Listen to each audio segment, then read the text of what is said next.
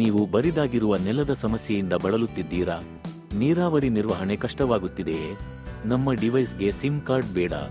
ಒಂದು ಮೋಟಾರ್ ಮತ್ತು 4 gate valve ನಿಯಂತ್ರಣ ಇದರಿಂದ ಸಾಧ್ಯ ಇದೆ. ನಿಮ್ಮ ತೋಟದ ನೀರಾವರಿ ಸುಲಭಗೊಳಿಸುತ್ತದೆ. ನಮಸ್ಕಾರ. ನಮ್ಮದು ತೋಟ ನಮ್ಮ ಮನೆಯಿಂದ ಸುಮಾರು 5-10 ಕಿಲೋಮೀಟರ್ ದೂರದಲ್ಲಿದೆ. ಈಗ ನಾವು ಮನೆಯಿಂದನೇ ಪಂಪು ಸ್ಟಾರ್ಟ್ ಆನ್ ಮಾಡ್ಬೋದು ಮತ್ತು ಗೇಟ್ ವಾಲ್ವನ್ನು ಸ್ಟಾರ್ಟ್ ಯಾವ ಸೈಡ್ ಯಾವ ಗೇಟ್ ಬೇಕೋ ಆ ಗೇಟ್ ಅಂತ ತಿಳ್ಕೊಂಡು ಸ್ಟಾರ್ಟ್ ಮಾಡ್ಕೊಂಡು ನಡೆಸ್ಕೊಂಡು ಇವಾಗ ನಾನು ಆಟೋಮೇಷನ್ ಇವರಿಂದ ತೊಗೊಂಡು ಇದು 2 ಮಷಿನ್ ತೊಗೊಂಡಿದ್ದೇನೆ. ಇದರಿಗೆ ಇದು ಮಷಿನ್ ಸ್ಟಾರ್ಟ್ ಹಾಕೋದು ಮತ್ತು ಇದು ಗೇಟ್ ಸಲುವಾಗಿ. ಇದು ಮೇಲಿನ ಇದು ಲೈಟು ಪವರ್ ಲೈಟು, ಇದು ಪವರ್ ಲೈಟು. ಇದು ಸೆಕೆಂಡ್ ಇರೋದು ವೈಫೈ ಕನೆಕ್ಷನ್ ನೆಟ್ವರ್ಕ್ ಕರೆಕ್ಟ್ ಇದೆ ಅಂತ ಹೇಳ್ಕೊಂಡು ಈ ಫಸ್ಟ್ ಯಾವುದ್ರ ಒಂದು ಗೇಟನ್ನು ನಮ್ಮ ಆ್ಯಪಲ್ಲಿ ಆನ್ ಮಾಡ್ಕೊಳ್ಬೇಕು. ಪಂಪ್ ಆನ್ ಆಫ್ ಮಾಡಲಿಕ್ಕೆ ಇದು ಅಪ್ಲಿಕೇಶನ್ ಇದೆ ಮತ್ತು ಗೇಟ್ ಚೇಂಜ್ ಮಾಡಲಿಕ್ಕೆ ಒಂದು ಅಪ್ಲಿಕೇಶನ್ ಇದೆ. ಈ ಗೇಟ್ ಚೇಂಜ್ ಮಾಡಬೇಕಿದ್ದಾಗ ಫಸ್ಟ್ ಈ ಪಂಪ್ ಸ್ಟಾರ್ಟ್ ಆಗಬೇಕಿದ್ದಾಗ ಒಂದು ಗೇಟ್ ಯಾವಾಗಲೂ ಡಿಫಾಲ್ಟ್ ಆಗಿ ಆನ್ ಇರಲೇಬೇಕು ಕಡ್ಡಾಯವಾಗಿ. ಇವಾಗ ನೋಡಿ ನಾನು ಫಸ್ಟು ಒಂದು ಗೇಟನ್ನು ಆನ್ ಮಾಡ್ತೇನೆ. ಗೇಟ್ ವಾಲ್ವ್ ಈ ಟೈಪ್ ಇದೆ ಈ ಸಿಸ್ಟಮ್ದಲ್ಲಿ. ಇದು ಈಗ ಗೇಟ್ 3 ನಾನು ಫಸ್ಟ್ ಡಿಫಾಲ್ಟ್ ಆಗಿ ಆನ್ ಮಾಡಿರ್ತೇನೆ.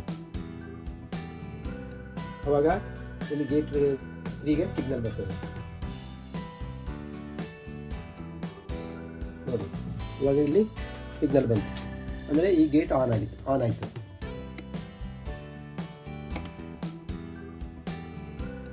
ಇವಾಗ ನಾವು ಮತ್ತೊಂದು ಈ ಪಂಪ್ ಅಪ್ಲಿಕೇಶನ್ಗೆ ಹೋಗಿ ಲಾಗಿನ್ ಆಗಬೇಕು.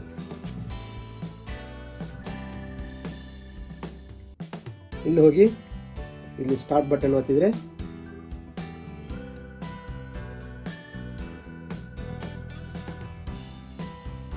ಪಂಪ್ ಆನ್ ಅಂತ ಮೆಸೇಜ್ ಬಂತು. ಇಲ್ಲಿ ಸ್ಟಾರ್ಟ್ ಆಗ್ತದೆ.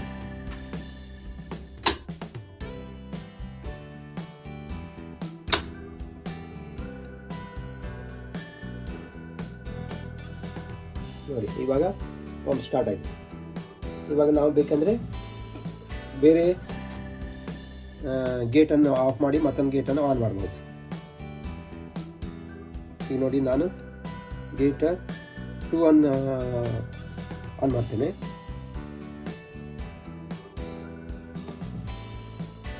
ನೋಡಿ ಗೇಟ್ 2 1 2 3 ಸ್ಟಾರ್ಟ್ ಆಗಿದೆ. ಯಾವ್ದು ಬೇಕೋ ಅದನ್ನು ಆಫ್ ಮಾಡ್ತಾ ಆನ್ ಅಂತ ಮಾಡ್ಕೋಬಹುದು. ಮತ್ತು ಇದು ಮನೆಯಿಂದನೇ ಕಂಟ್ರೋಲ್ ಮಾಡ್ಬೋದು.